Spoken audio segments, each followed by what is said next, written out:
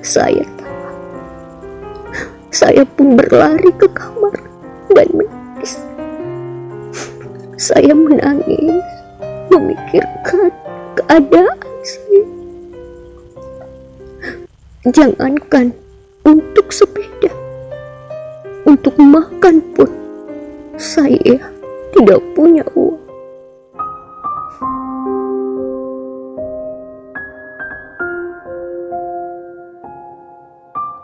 Aku yang terbuang.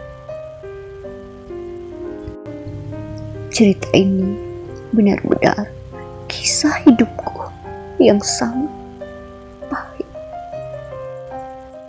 Semoga kisah ini tidak terjadi pada siapapun. Kisah ini terjadi sejak aku kelas 1 SD, yang seharusnya aku hidup selayaknya anak-anak seusiaku, bermain dengan kawan-kawan sebaya, juga mendapatkan kasih sayang orang tua. Walau aku masih punya seorang ibu dan kakak, tapi aku tidak pernah merasakan kasih sayang seorang ibu. Hanya karena fisik aku yang saat itu penuh dengan luka koreng di sekujur tubuhku. Aku terbuang dari orang tuaku, yaitu ibu kandungku sendiri. Sejak kelas 1 SD, hidupku berpindah-pindah tempat, dari satu saudara ke saudara lain. Aku tidak pernah tinggal dengan orang tuaku, yaitu ibuku. Beliau lebih memilih tinggal di kampung bersama kakakku. Sedangkan bapak entah di mana keberadaan. Beliau menghilang, dan sampai saat ini pun aku tak pernah lagi berjumpa dengan bapak. Ketika kelas 3 SD, setiap pulang sekolah, saya sudah bekerja mengasuh anaknya tetangga. Saya diberi makan dan uang oleh tetangga saya untuk jajan sekolah karena mengasuh anaknya tersebut. Lastri, ini uang untuk kamu, kata tetangga saya. Terima kasih, Bu, jawabku sambil menerima uang pemberiannya tersebut. Saya sangat senang sekali setiap menerima uang pemberian dari beliau. Hidup saya saat itu benar-benar seperti angin, tidak menentu. Aku kadangkala tinggal di rumah tetangga, kadang pula tinggal di rumah saudara. Saya hampir pernah mengalami pemerkosaan. Ketika itu saya masih kelas 4 SD. Saat itu saya menginap di rumah Pak RT. Malam itu saya tidur di kursi. Tiba-tiba ketika saya sedang terlelap tidur, badan saya terasa berat sekali, seperti ada sesuatu benda yang menindih saya. Saya terbangun dan kaget. Ternyata badan yang menindih saya adalah menantunya Pak RT. Dia memang tinggal di rumahnya Pak RT. Jangan saya meronta. Shh, diam kamu Lastri. Membantu Pak RT berbisik dan tetap memaksa ingin perkosa saya. Saya pun berontak sekuat tenaga saat itu. Saya mempunyai seperti punya kekuatan. Saya tendang dia dengan keras dan dia terjatuh di kursi.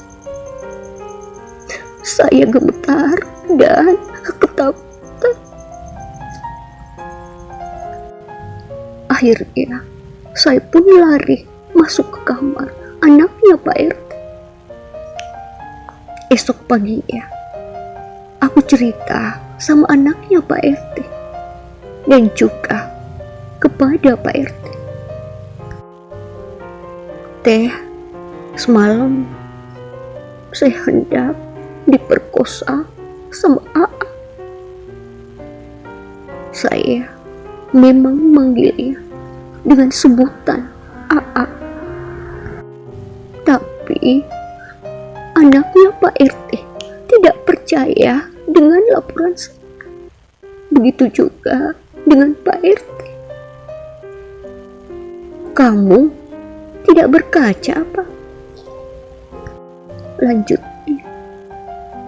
Sungguh Teh, saya tidak berbohong. Jawabku. Sudah. Kamu tidak usah bicara lagi. Pak RT berkata. Saya pun menangis dan trauma untuk tinggal di rumahnya Pak RT. Saya tidak mau tinggal di rumahnya Pak RT lagi karena saya benar-benar trauma jika mengingat kejadian malam itu. Sejak itu hidup saya mulai terombang-ambing, tidak menentu, tidak punya tempat tinggal yang menetap. Walau sejak SD saya tidak merasakan lagi kasih sayang orang tua, alhamdulillah saya masih dapat menyelesaikan pendidikan sekolah dasar sampai lulus. Dan saya pun melanjutkan pendidikan SMP di kota. Saya tinggal di rumah saudara saya yang berada di sana. Untuk biaya sekolah pun saya harus berjualan gorengan milik saudara saya untuk dijual di sekolah. Lastri, tolong kamu jual jajanan gorengan ini di sekolah kamu ya, kata saudara saya. Iya Bi, jawab saya kepada bibi saya. Mulai besok kamu bawa jajanan gorengan ini ke sekolah ya. Nanti kamu bibi kasih uang dari hasil penjualan gorengan itu. Kamu mau kan? Tanya bibi kepada saya. Oh, mau Bi, mau sekali, kata saya. Dan saya pun bersekolah sambil berjualan gorengan. Alhamdulillah, jualan gorengan saya habis laku terjual. Dan bibi pun senang melihat hasil jualan saya di hari pertama itu. Bibi pun menepati janji. Beliau memberikan uang kepada saya. Lastri sayang, ini nak, uang bagian kamu dari hasil jualan kamu hari ini. Kamu gunakan sebaik-baiknya ya, kata bibi sambil menyerahkan uang bagian saya. Baik Bi, jawab saya. Saya sangat senang menerima uang tersebut. Makanya setiap hari saya pun jualan gorengan milik bibi saya. Uang dari upah berjualan tersebut saya gunakan untuk transport ke sekolah, juga untuk membeli buku dan tas sekolah, juga sepatu. Waktu itu saya benar-benar mandiri, karena semua kebutuhan saya peroleh dari hasil berjualan gorengan. Sampai tak terasa, akhirnya saya pun dapat menamatkan pendidikan saya hingga SMP. Dan setelah tamat SMP, saya pun pulang kembali ke desa, memutuskan untuk tinggal di kampung bersama ibu saya. Setelah saya berada di kampung, saya pun berkenalan dengan seorang laki-laki. Usianya pun 3 tahun lebih tua dari usia saya. Dia datang berkunjung ke rumah saya. Tanpa pacaran lagi, saya pun dinikahkan dengan laki-laki tersebut. Tanpa pacaran lebih dulu. Setelah menikah, barulah saya tahu kalau laki-laki tersebut tidak punya pekerjaan. Saya terkejut setelah mengetahui kalau suami saya pengangguran. Ternyata dia seorang pemalas. Kerjanya hanya tidur, makan, dan main judi. Untuk makan dan tinggal pun kami numpang di mertua saya. Tidak berselang lama, saya pun langsung diberi rezeki oleh Allah Subhanahu wa Ta'ala dengan mengandung. Semua kebutuhan saya selama hamil hingga persalinan, semua dari mertua. Karena suami selama ini tidak pernah bekerja, dan saya pun melahirkan anak pertama saya dengan selamat, dan bayi pun sehat. Menginjak usia anak saya 2 tahun, anak saya minta dibelikan sepeda. Saya tidak mempunyai uang, dan suami pun tidak bekerja. Saya menangis melihat anak saya yang permintaannya tidak dapat saya penuhi. "Mak, Dadang belikan sepeda dong, Mak," seperti punyanya teman Dadang, kata anak saya sambil nangis.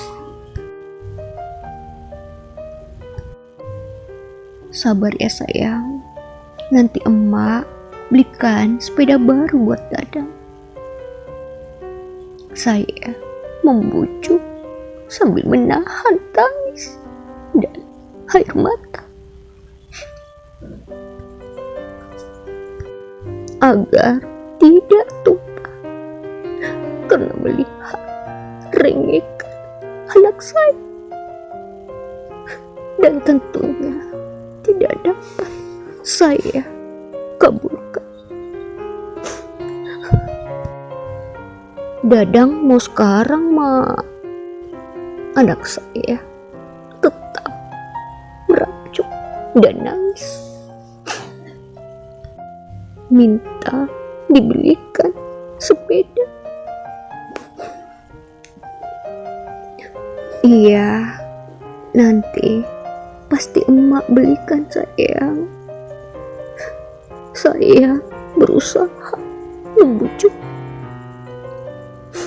Akhirnya air mata tak kuasa saya tahan. Saya pun berlari ke kamar dan menangis. Saya menangis memikirkan keadaan saya. Jangankan untuk sepeda, untuk makan pun saya tidak punya uang. Untuk makan pun saya benar-benar dikasih mertua. Saya tidak bisa seperti ini terus. Saya harus bekerja. Harus bekerja ke luar negeri agar saya dapat penuhi permintaan anak saya. Saya ingin bahagiakan anak saya. Saya tidak ingin anak saya hidupnya seperti saya, yang tidak pernah merasakan bahagia. Saya harus bekerja ke luar negeri. Saya harus punya rumah sendiri. Saya harus bisa bahagiakan anak saya.